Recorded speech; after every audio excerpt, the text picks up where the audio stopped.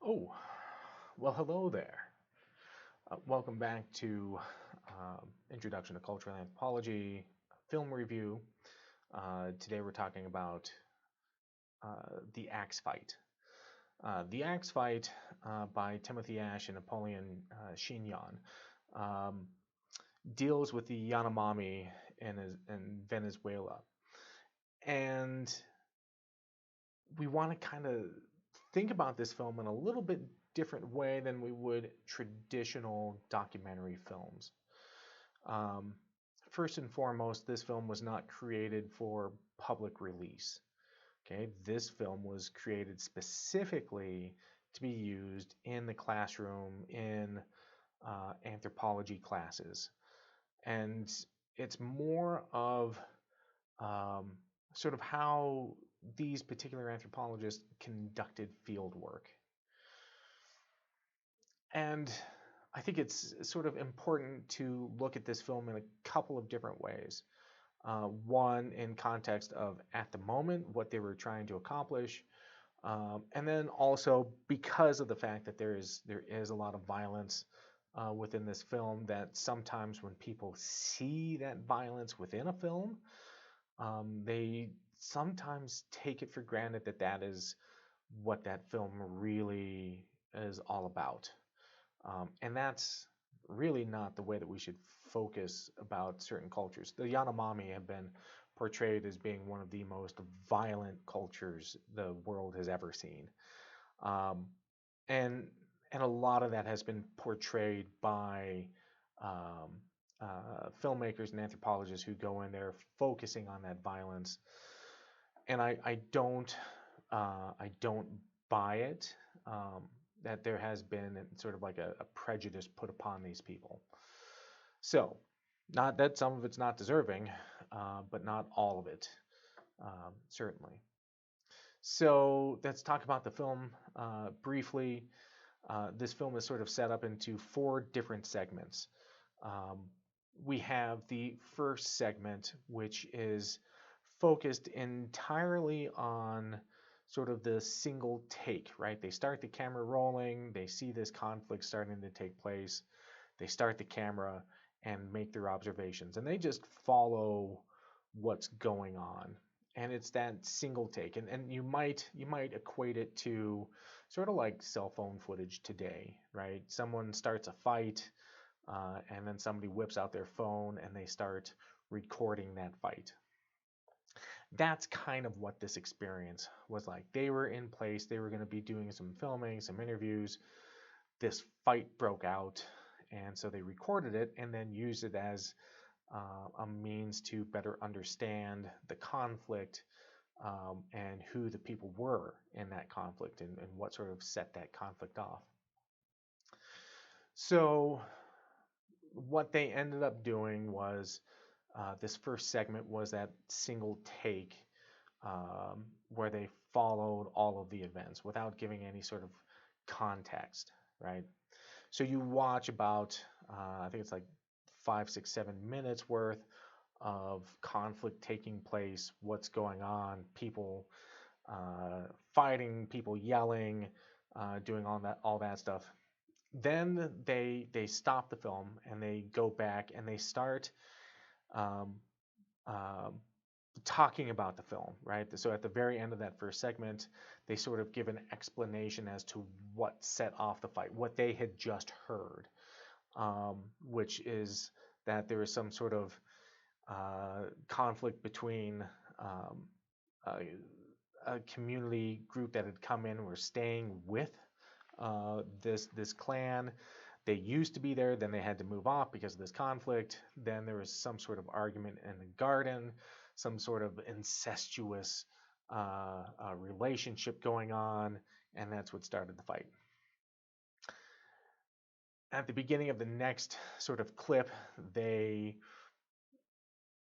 take what they had learned and then later what they found out to actually happen, right? So they were given information at the beginning, and that's what we thought was like, oh, well, this is what started it.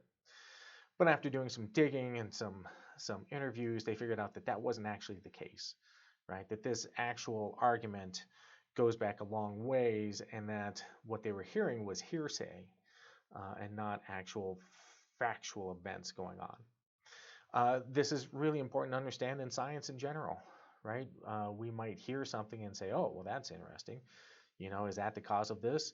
And if you just take someone's word for it, you might be getting a lot of information incorrect. So it's always good to check your sources, right? Make sure that that's not the only point of view that you are relying upon. Okay. So the second segment actually goes through the film and points out the individual characters, who they are, their relationships, sort of the events as they take place, a breakdown of every event, and sort of the what's happening, in those very moments, so that we can put context to those events, right? Understanding the why to the what.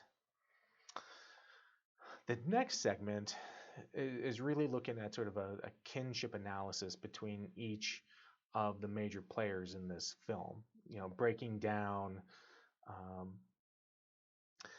sort of the relationships, the familiar relationships, the conflict between them, and trying to scientifically organize this information so that we can graph it out and get that visual representation of what's going on here, and then sort of really analytically discuss and understand.